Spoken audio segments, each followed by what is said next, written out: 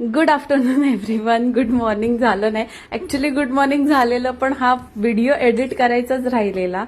So मी आत्ता बघितलं time तर म्हटलं 12 वाजलेत, डॉट 12 आहेत ऍक्च्युली.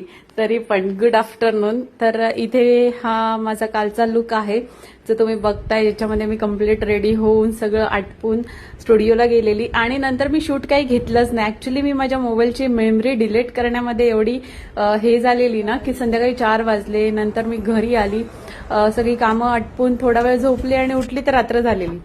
नंतर आम्ही गेलेलो ऍक्च्युली गोव्यामध्ये, जे मोपा एअरपोर्ट आहे ना त्याच्या अगदी बाहेर मेन रोडला सांची चाव म्हणून एक स्नॅक म्हणू शकते की काय कॉर्नर आहे.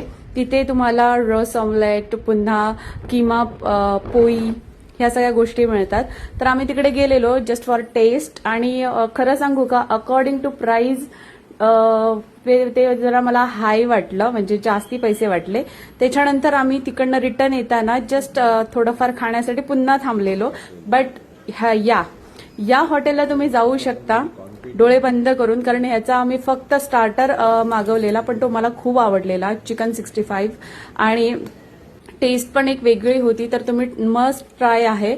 तर ह्या कोणत्याही प्रकारचं मी इथे ऍड करत नाहीये, जस्ट माझा जो रुटीन होता कालचा तो मी शेअर करते.